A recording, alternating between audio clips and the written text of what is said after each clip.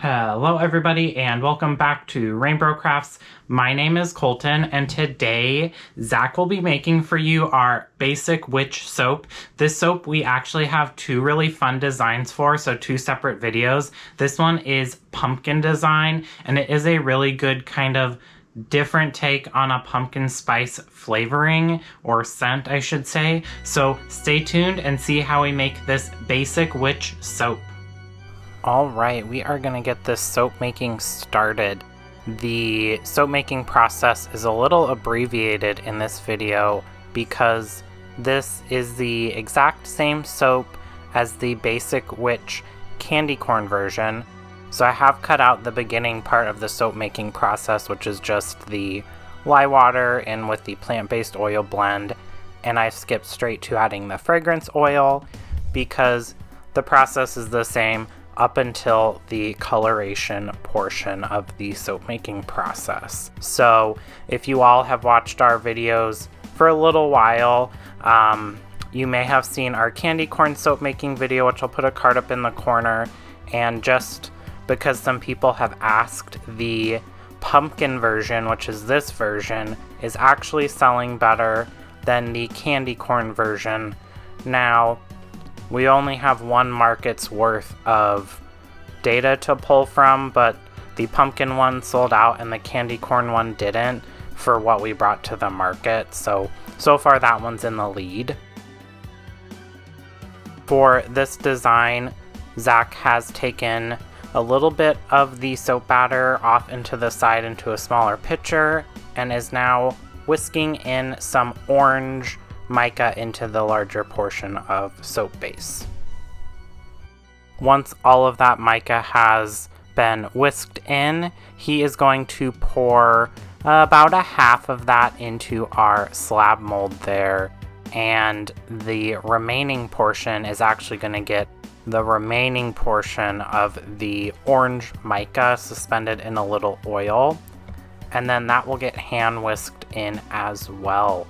So the goal for this design was to have a very subtle drop swirl, so it's a little difficult to see unless you're looking directly at the soap, but it's a really cool effect. It does kind of make it look a little bit like pumpkin skin, so that like mottled orange design.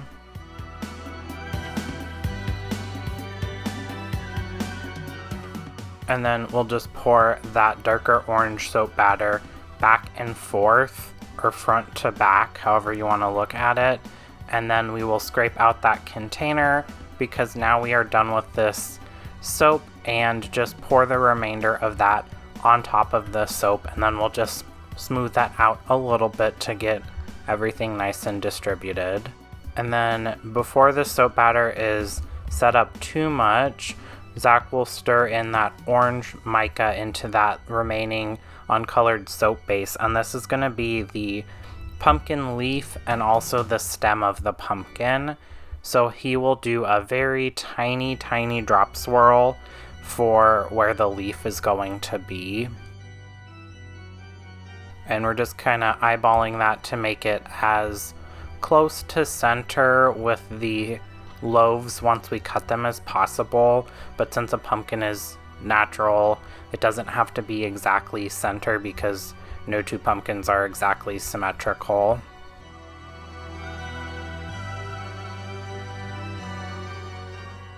And then we will zoom the camera in, and he is going to take the trusty chopstick there and do some little like viney squiggles off the side.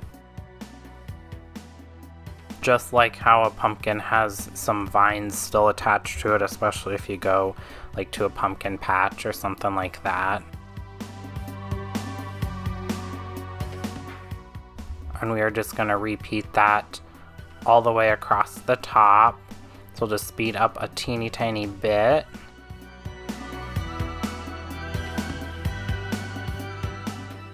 And then the last part that we are going to do is pour the remaining green soap base on top of where the green already was.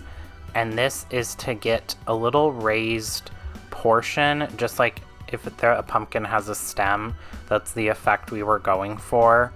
Once we cut the bar, you'll see that it actually does have a really cool 3D effect, but from this camera angle, it's a little difficult to see, so you'll kind of have to stay tuned and see what that actually looks like. You may have seen it if you do follow us on Instagram though, because all of our soaps got posted the other day for our October launch.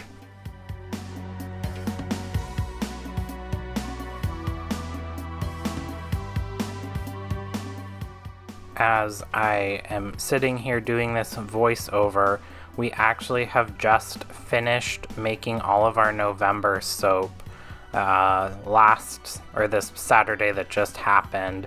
So those are in the curing room / soap cutting room / storage room, kind of / everything room, and now we're just getting ready to start making all of our December soaps here in the next couple of weeks. But we do have quite a few holiday markets coming up, so we wanted to really get a head start on all of that stuff, kind of get ahead while we can. Now you can see that really cool 3D effect with the stem, so it does actually have a raised effect, and it'll be even more visible once we cut these loaves down into soap bars.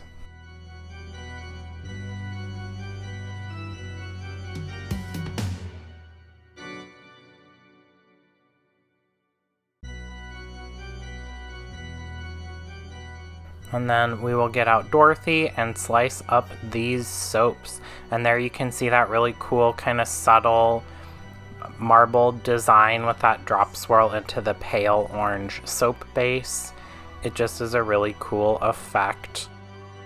And like I said, this soap is already actually for sale along with all of our other October soaps. Those launched online and in person October 1st.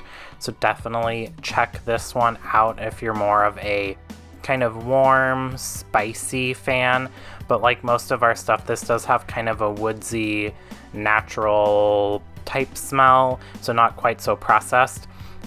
If you are able to, or you're interested in, we do have a subscription service where we can send you soaps of the month, discount codes, and some other fun goodies, so check that out on our website.